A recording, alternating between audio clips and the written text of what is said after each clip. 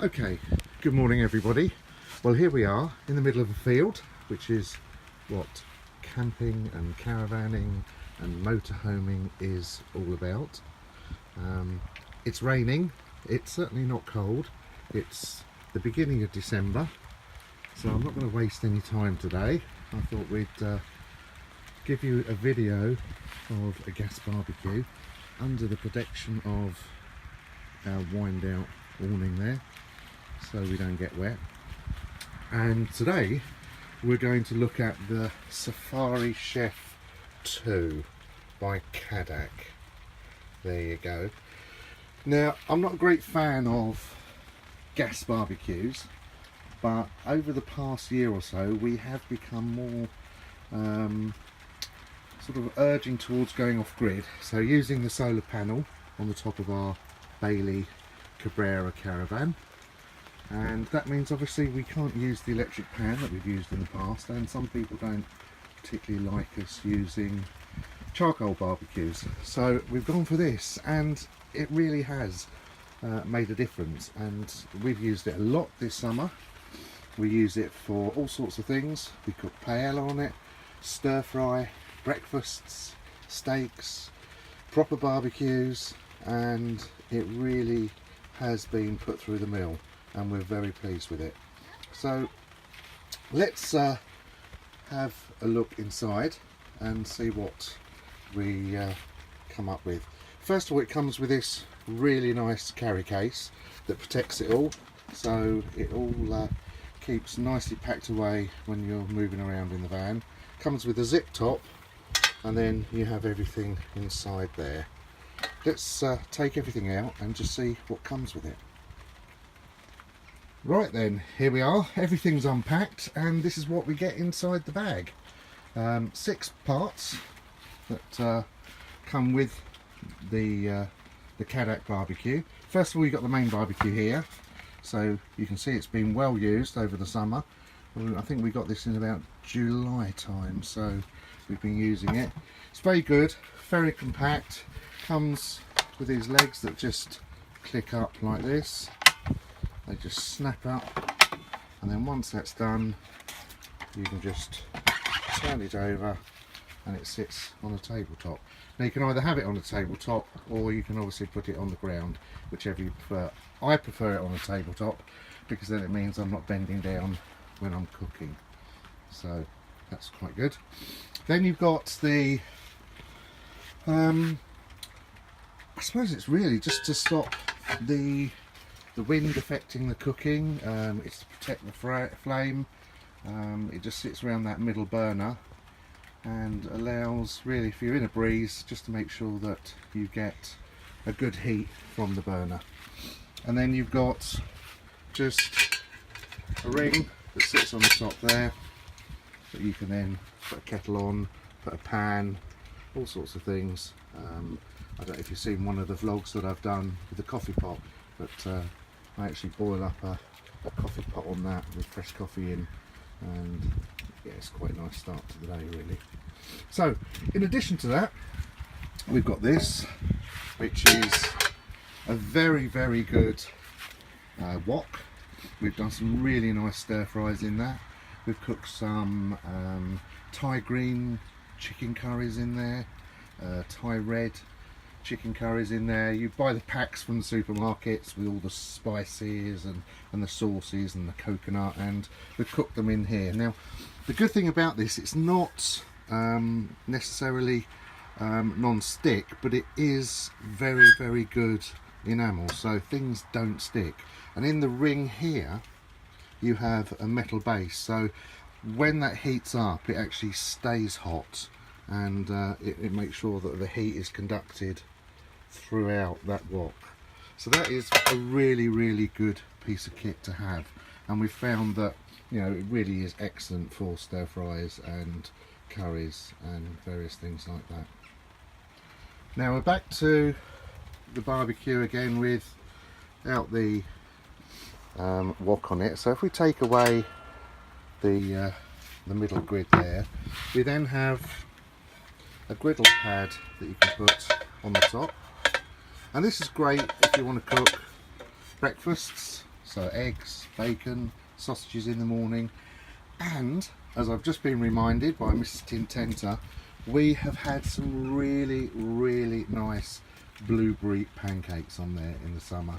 Perfect start to the morning, a little bit of a drizzle of maple syrup over the top, and it just makes that lovely alternative to having your bacon, your eggs, or other things that sausages and sort of mushrooms and things for breakfast, and that's really good. But what I do with those, I've got some really big egg rings and I place them on, and then I pour the batter in the middle, sprinkle in a few blueberries, and it does cook them. But I'll do another vlog on those because they really are very nice. So that comes with the set, and that's very handy. We've used that a lot throughout the year as well. The other thing that comes with it, of course, is the barbecue griddle, and again it just sits on the top just like that. You can do steaks, burgers, sausages, all sorts of barbecue on there, and yeah, it's as good as any barbecue, and you can get quite a lot on there. I think we've had a barbecue for 4 people, and there's been certainly enough room on there to cook. You know, keep it going for an afternoon, so that's really nice. Now down to the controls. You've got the main control here for the gas, turning it on and off, and then the lighting mechanism there, and it works quite well. Once the gas is coming through, you just turn it on, hit the button, and off you go. Now let's look at the connection.